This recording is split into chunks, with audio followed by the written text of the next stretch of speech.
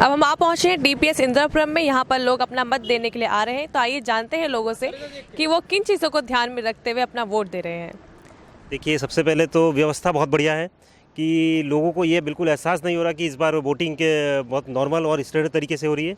और second, voting डालना सबका कर्तव्य है, क्योंकि बेसिकली ये 5 साल के लिए जो अब सरकार चुन रहे हैं तो इसमें सब लोगों का दायित्व है, रिस्पॉन्सिबिलिटी है। और मैं समझता हूँ कि सब लोगों नागरिकों को अपना ये कर्तव्य करना चाहिए।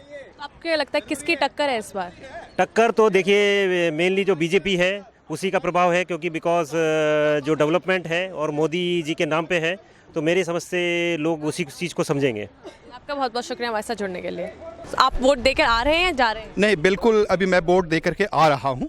तो आप किन चीज़ों को ध्यान में रखते हुए वोट दे के आए हैं? मैंने तो सिर्फ देश को देखा कि देश के लिए दे रहा हूँ। प्रदेश में लेके देख लिया, लोग इस्तेमाल नहीं करते ठीक से, इसलिए मैंने देश को दिया है और मेरा वोट बिल्कुल ही कामयाब होगा।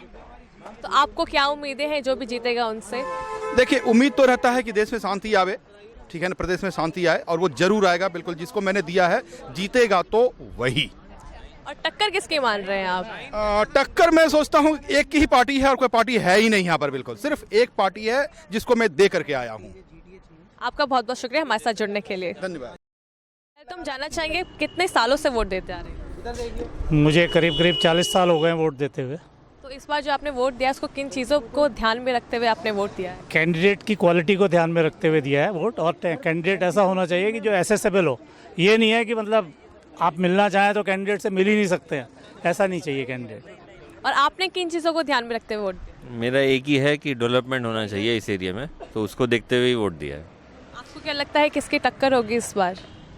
हमें तो लगता है कि बीजेपी की टक्कर होगी, यही लगता है। क्योंकि क्या है कि जो लोग पार्टी चेंज करते हैं तो उनका तो कोई औचित्य है नहीं, वो तो अपना एक फील्ड बनाने के लिए करते हैं। अदरवाइज़ क्या है कि जैसे अमरपाल शर्मा जी ने, उन्होंने अपनी पार्टी चेंज कर ली, तो वो गलत है। मतलब लॉयल होना चाहिए एक ही पार्टी के साथ। ये नहीं कि आज बीएसपी में है, कल को एसपी में है, परसों कांग्रेस में है, परसों फिर बीजेपी में चले गए, तो वो कोई फ़ायदा नहीं। उससे जो है मतलब पब्लिक को कोई फ़ायदा नहीं होता। अब बड़े बड़े दावे किए जाते हैं, लेकिन इस पूरे इंदिरापुरम में अगर आप देखेंगे एक भी पब्लिक टॉयलेट नहीं है, जबकि ये सिर्फ 4 किलोमीटर दूर है दिल्ली बॉर्डर से, और स्वच्छ भारत अभियान चल रहा है, कुछ नहीं है। तो यहाँ पे किसने क्या किया?